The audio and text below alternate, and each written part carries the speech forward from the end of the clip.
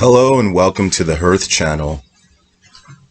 Today on this Good Friday, I believe it's convenient and very apt to continue our discussion on the pending issue of the day, which is the coronavirus. I intended to create a three-part series reflecting on this issue from multiple frameworks, and I'll continue to do that. And so, with that being said, I wanted to address the virus from a different standpoint, and that is the perspective of a theosophical framework. And so, in life, as with all things, there are many ways to view the challenges and experiences that we all go through in life. And I don't think it is unbecoming to try to glean some insight from a spiritual framework.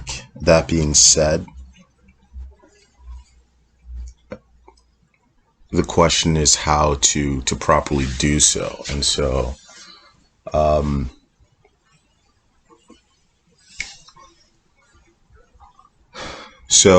the coronavirus is clearly a pandemic, which is not new to the history of humanity.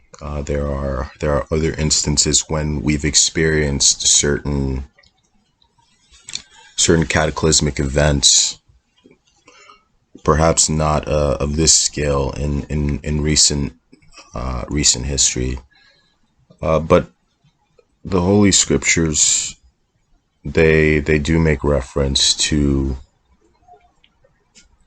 natural disasters, so plagues and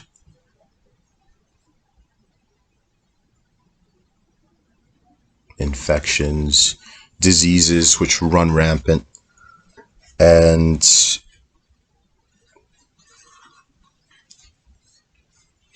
can be used as a means to further galvanize people to seek spiritual solace. And I think that in this case, this is no different. So, with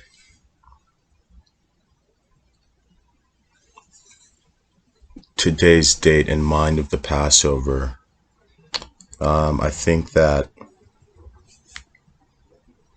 it would not be remiss to draw some parallels between this event, the coronavirus, and the plagues of Egypt.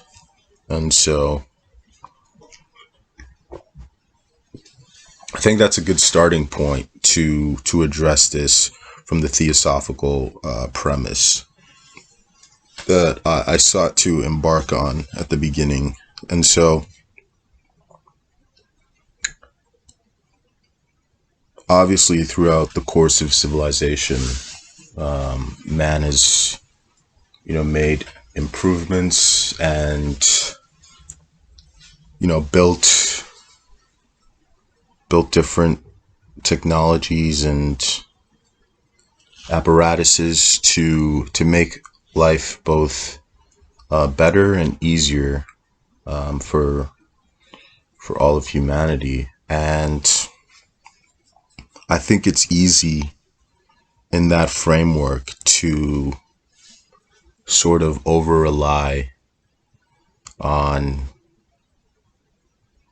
one's abilities to the point where you can lose sight of the overarching spiritual construct in which we all, interact with life. And so the danger of that is to sort of veer away from a reliance, or at least an acknowledgement of the divinity. And so, the scriptures mention, lean not upon your own understanding, but in all thy ways acknowledge him, shall make that path straight. And so that's the danger in the 20th century, as we continue to develop devices, new technologies, that we can come to a precipice where we're over reliant on our own inclinations, and can foolishly depart from any sort of spiritual undergirding. And so from that viewpoint, an event like this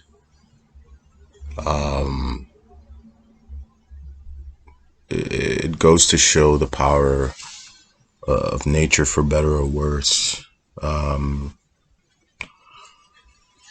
how we're really at the mercy of creation, really, because for all the benefits of civilization, something is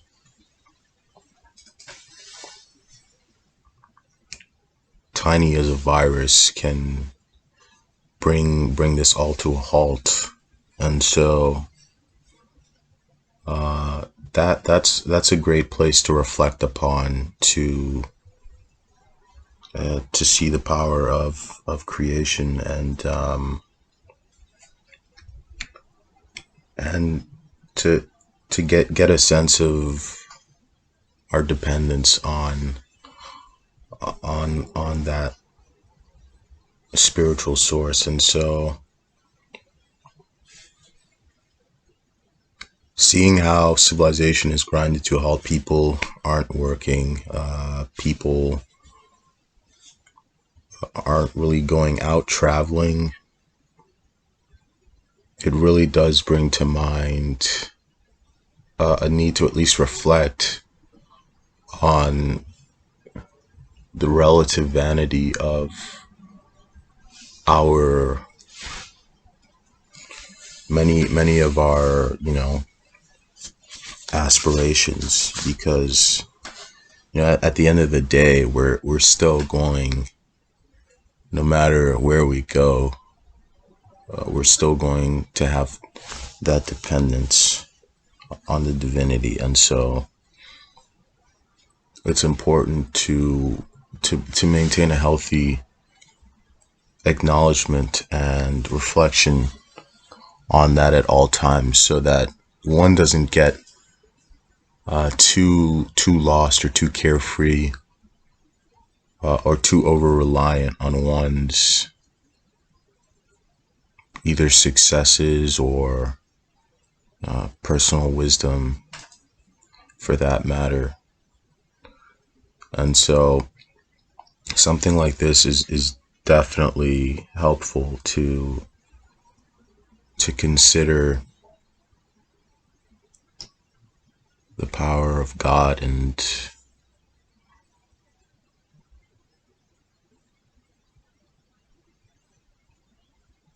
to draw some sort of spiritual sustenance from that.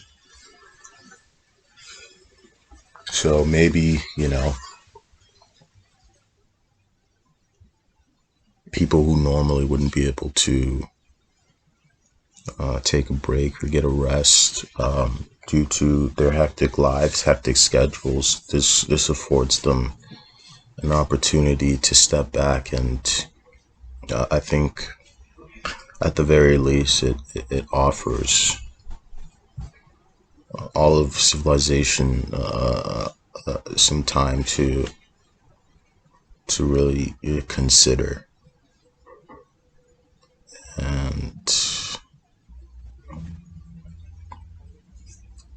so, with that being said, I'd like to end this discussion for the time being. Thank you for listening. Please remember to comment, like, and subscribe. And with that being said, until next time,